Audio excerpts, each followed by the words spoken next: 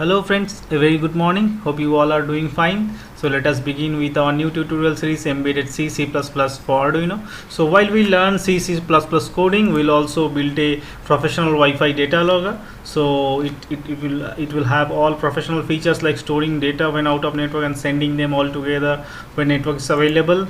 It will also run in three modes. Apart from normal run mode, it will have a config mode. In config mode, we can update SSID, password and data frequency for the device, and it will also have a mode to update the firmware over the air, and it will track percent of battery remained in the device. And so once all these are covered, it will be like a big code, like a 1,000 lines of code. So we'll break it into manageable and manageable part, which is also reusable. So stay tuned with me. So let us begin this new journey, and we'll wrap this up in 6 to 8 sessions. Okay, let's begin. So now let us have a look how our project will look like and how it will work after the coding part is done. So before doing that, I would just like to remember you, though this embedded C, C++ is for Arduino, we can use it on any controller like ESP, ESP32, 8266, TI, STM32, because this is the basic C. We can use their respective SDK and implement the same. And the next point is I have taken help from 3 tutorials like Tutorial X, Last Minute Engineer and Random Night Tutorials to produce these videos, though there is a lot of stitching had to be done, which I have done. So now let us look how this Wi-Fi data logger will work. Okay, so let's go to the data logger, how it is working. So once we finish our project, it will work like this. So that is why I'm showing it here. So this is a ESP32 running out of my mobile phone hotspot. So currently the hotspot is on, so it should find the Wi-Fi. So okay, so it wake up and it reads that there is no archive data here. So it will similarly again send this data to server and then receive collect the response, and will go to sleep. So now what we'll do in the next time, so in my mobile phone, what I'll do, I switch off the Wi-Fi hotspot. Now let's see what this device does. Okay, so now the device will wake up. Okay, it is now searching for the Wi-Fi, so it will not get it. So let us wait for that. It searches for 20 to 25 seconds. So you see it didn't get the so it says host connection failed. Okay, and it saved the record here and then went to sleep. Okay, so now it's wake up. It says it has archived one record. This is the one record, and again it is searching for Wi-Fi hotspot. Okay, it will not find it again because I haven't started my Wi-Fi hotspot. So now it has got 2 record in the memory and it is sleeping. Okay, now what I'll do, I will switch on my Wi-Fi. Okay, so I have switched it on. Now let us see what it does.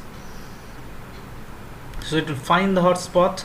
It will first send the current data. Okay, it is collecting the current data and it will send, and now it will check whether there is something in the memory. So it will find 2 records in the memory. Okay, so it found 2 records in the EEPROM. Okay, so it is now sending the first one. Okay, the first one is sent. So now what I'll do, I'll again switch it off. Okay, so why I'm switching it off, because I don't want this second data to be sent, and then I want my device to be intelligent enough to see that the connection is lost, and it don't try sending it forever. So after 3 attempts, it says out of 2 I could send 1, and I'm sleeping again. And the second part is we'll now put our device into a configuration mode where we can change the SSID, password, etc. So to do that, we have a mode switch on our board. So this is GPIO13. So based on how long this thing is this switch is pressed, based on that we get into different modes. So now what I'll do, I'll get into a different mode by pressing this GPIO13 switch. So from run mode I'm going into configuration mode. So you can see it here. So here run mode 1, this run mode 1 is actually configuration mode. In the configuration mode, it will continuously show you the SSID, password and the pole frequency that is set to it. Okay, so how you can change these things, what you can do. So in config mode, this works as a access point. So you can go here, find this device access point, this is called device, and you can connect to the device. Okay, so this device is now serving a HTML where you can update its SSID, password, etc. So this is where you find this is the path. So you can see here's the data. So what I'll do, I will again minimize it here so that we can see. So now you can let me change this poll frequency from 15 seconds to 10 seconds. So you can see it is now 15. Okay, so I change it to 10 and I submit.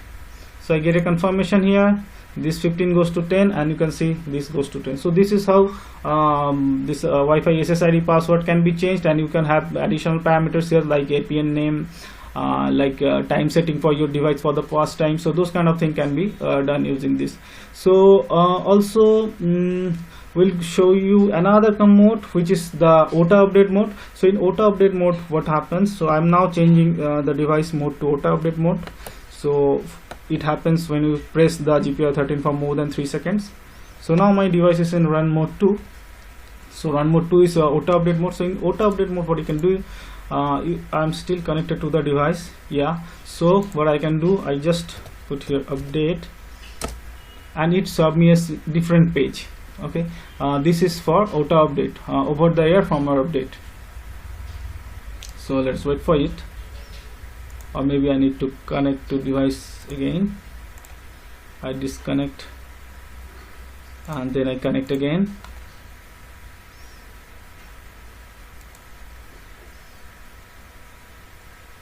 Connected to the device, and now I enter that to get into auto update mode. So here is the auto update mode. So update mode, you can see it here. So you can select a file, a binary file, which is a binary file that you made out of your Arduino code. You can select that file and upload this file. So how to reach there? So I have one here. So let me find it out, this binary file. I have to write so many codes to finally stabilize it. So these are all those codes.